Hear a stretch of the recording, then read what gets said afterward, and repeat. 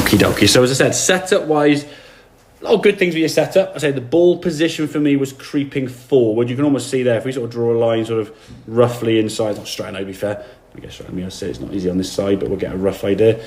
If you're setting up now, that's roughly inside, that's probably left instep, it's beyond that, yeah? So the fact the ball gets forward, that's going to open your shoulders.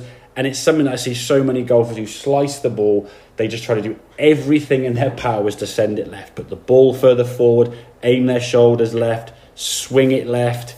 You name it, they'll do it, yeah? Mm-hmm. The problem is they very rarely look at the source of the problem and go, right, okay, my club face is pointing in this direction, so let's fix the club face, yeah? So you'll see the club as you go back here. Now, the fact I can sort of see your glove hand means your shoulders now are probably aiming somewhere over there towards what the pylons, yeah? I mean, your shoulders match up with the feet on the ground about now, probably, or the club's edge of the mat. So it's gone back nearly 2 foot. So as you go back here, now you're already, now from here, your wrist sort of doing most of the job here. You get that left wrist, and now from here, because you've got that left wrist sort of starting to cup, as you start back down now, it's that. Was that the last shot? This is the before. This is the start of the lesson. Right, these are the very first at the start, yeah? So you can see when you come back to the ball now, that club face getting to a very, very steep position. I mean, that's through your neck area. Yeah. And as you see, as you just start coming into it, about how much outside the line that golf club is going to swing. I mean, that's way outside. I mean, that's basically going across in that direction with a club face at that point aiming over here. So what shape of shot information are you giving to that golf ball? You go, okay, let's see one of them. Yeah, and you see your right heel's off the ground, your body's trying to spin, everything's trying to spin to the left, you're up on your tippy toes there trying to send, and then your right foot's got to come and step forward to try and save it. It starts on the left-hand side and will probably spin off there, and that's a very common follow-through position that you've been seeing probably the last whatever, yeah? Now then, you've got to practice now. So we've got this grip in now with a sword feel, okay?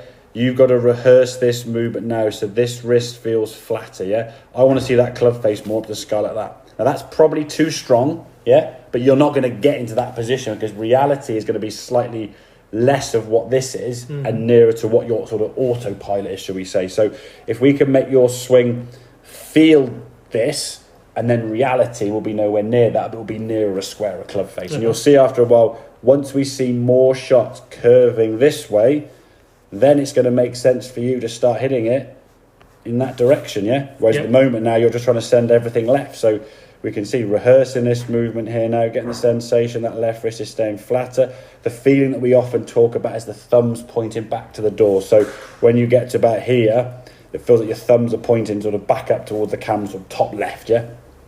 So you put exactly. So we're not letting the wrist go through this. It's more kind of that way. There's less wrist hinge, yeah?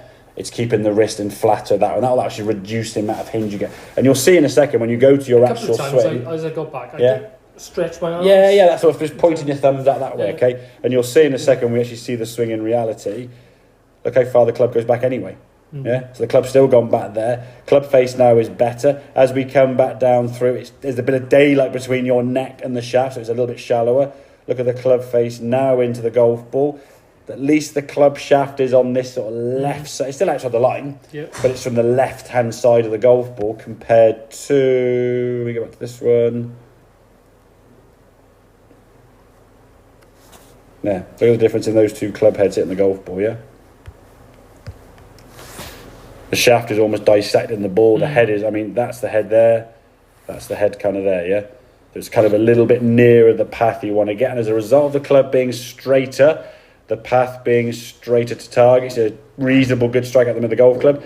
And look at your footwork and your lower half. There's more slide with the hips rather than that trail foot being off the ground here. I mean, you think your impact when you come back here now, you're on your tippy toes already in the golf ball, foot's lifting off the ground, everything trying to swing it left, losing a bit of control. Whereas this one now, it looked a lot more balanced and no need to re-step or step. And the ball, as we can see, flies a lot straighter. So this one, as a whole, it's in slow motion, but you just watch the swing from a balance perspective. So we're turning back nicely, the chest getting back behind it. As we come through, we look a little bit more in balance. Shots flying straighter compared to, we just watch the downswing on this one. Jump up on your tippy toes. Now wait for it. There we go. and so the ball now going to be flying somewhere left with that curvature back to the ball. So control the face with that wrist movement. Grip it a lot looser, as I said. That's going to be a big thing. Oh yeah, I think most golfers, they just tend to strangle the club. That's kind of like inevitable, really. But your goal, really, as I said, is to see a golf ball starting to go this way because the club face is better. And once you see that, then your body can change direction to change the path. So, make sense? Yeah, all makes sense. Good stuff.